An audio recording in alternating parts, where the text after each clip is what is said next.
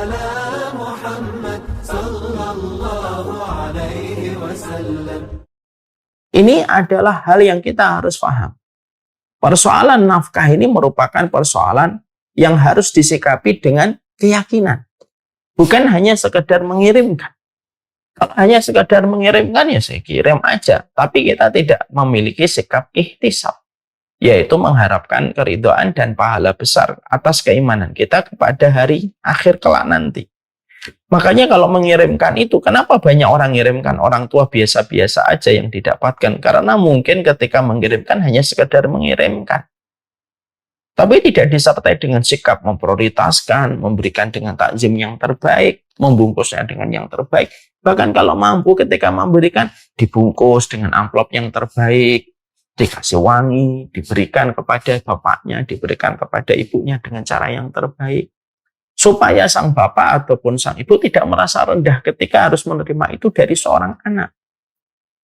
Karena bagaimanapun orang tua kita itu, mereka sebenarnya sangat sungkan untuk meminta. Tapi terkadang mereka mengalahkan rasa sungkannya karena memang kebutuhan di masa tua terkadang tidak bisa di-cover ketika mereka tidak lagi bekerja. Berikan hadiah nafkah. Berikan hadiah nafkah itu. Tetapi sembari kita menjaga marwahnya mereka sebagai orang tua.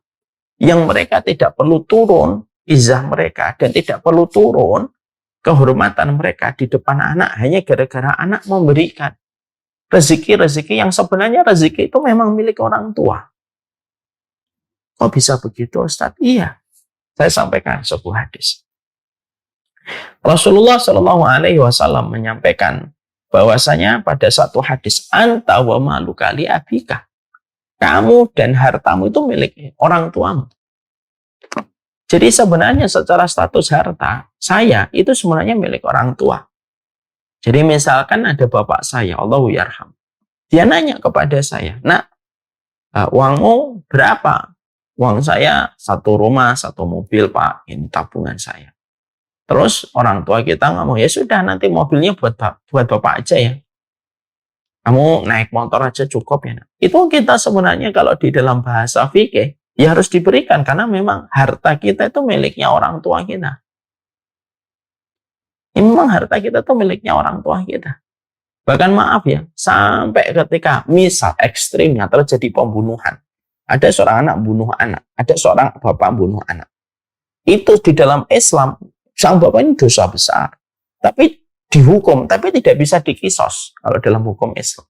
Kenapa? Al-ubuwatu tamna'ul kisos. Hubungan bapak dan anak, orang tua dengan anak itu menghalangi kisos. Bapaknya tetap dosa besar, harus dihukum, tapi tidak bisa dikisos. Kan biasanya kalau dalam Islam, membunuh harus dibunuh. Ini kan standar fikih hudud di dalam hukum Islam. Kalau membunuh, dibunuh. Tapi itu tidak berlaku kalau yang membunuh adalah orang tua. Orang tuanya tetap dimasukkan penjara. Dia harus diasingkan. Dan dia dosa besar. Tapi tidak bisa dikisos. Kenapa tidak bisa dikisos? Seakan-akan syariat itu ingin menjelaskan untuk kita. Karena anak itu ya memang milik orang tuanya. Walaupun sekali lagi ya, bapaknya tetap dosa besar dan tetap harus dihukum. Tapi tidak bisa ditegakkan kisos. Nah, ini menunjukkan bahwasannya itulah besarnya milik orang tua di dalam kehidupan seorang anak. Maka ketika kita memberikan nafkah, berikanlah nafkah yang terbaik. Kalau kita memiliki kecukupan, ya berbagi. Bagaimana kalau kondisinya darurat? Memang tidak ada yang bisa diberikan kepada orang tua. Mana yang harus didahulukan? Saya akan membacakan sebuah istihad. Ya. Sebuah fatwa. Idza ijtama'a ala syakhsil wahid muhtajuna mimman tulzimuhu nafaqatuhum nadron inna wufiya maluhu au kasbuhu yunfiqum fa'alaihi nafqatul jami' qaribuhum wa ba'iduhum. Dikatakan bahwasanya kalau ada kebutuhan yang sama antara orang tua dengan anak, orang tua dengan istri dan anak. Kalau memang kita memiliki nafkah yang sama, artinya nafkah kita lapang, maka semuanya harus dikasih. Istrimu dikasih, anakmu, orang tuamu harus dikasih.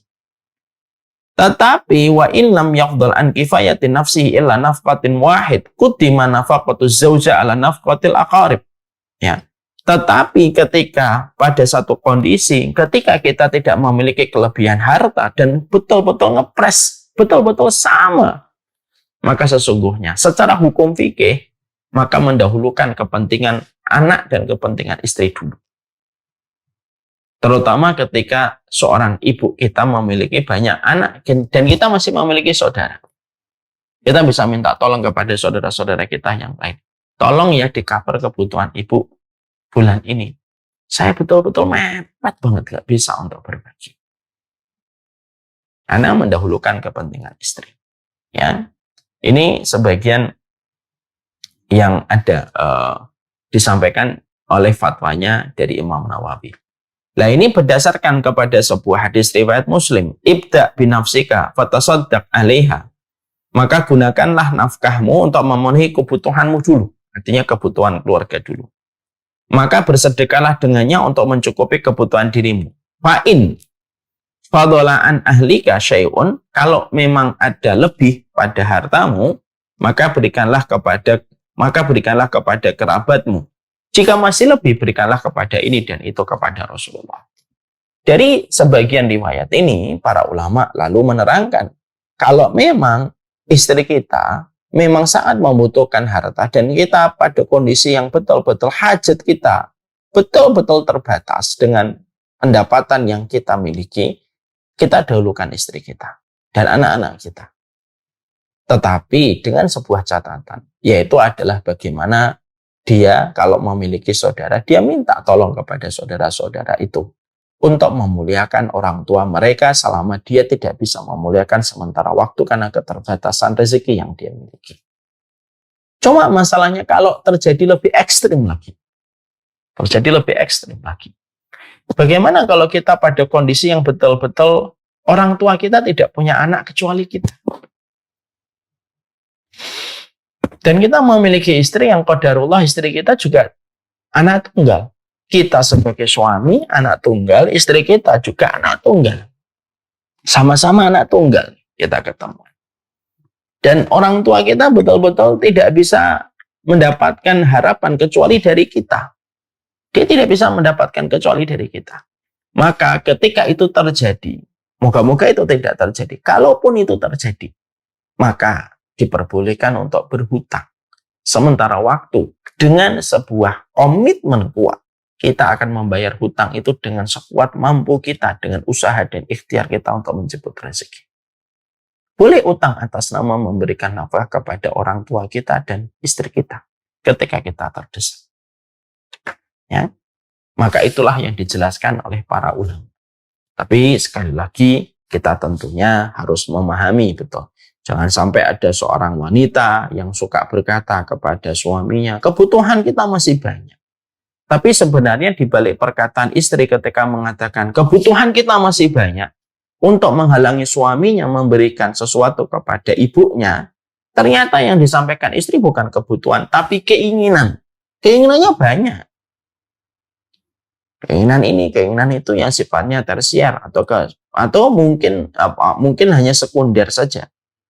Sehingga akhirnya hanya untuk memenuhi kebutuhan sekunder, akhirnya melalaikan orang tua. Hati-hati kalau sudah begitu. Maka kita khawatir. Tidak ada dosa dan tidak ada kelalaian yang diberikan seorang anak kepada orang tua kecuali pasti dibalas di dunia sebelum dibalas kelak nanti di akhirat. Disinilah kita akhirnya paham, inilah poin yang keenam. Kita menjadi hebat, tidak akan celaka kita, tidak akan menjadi kasar. Ketika kita birrul walidain. Dan salah satu bentuk birrul walidain, memberikan harta terbaik kita untuk orang tua.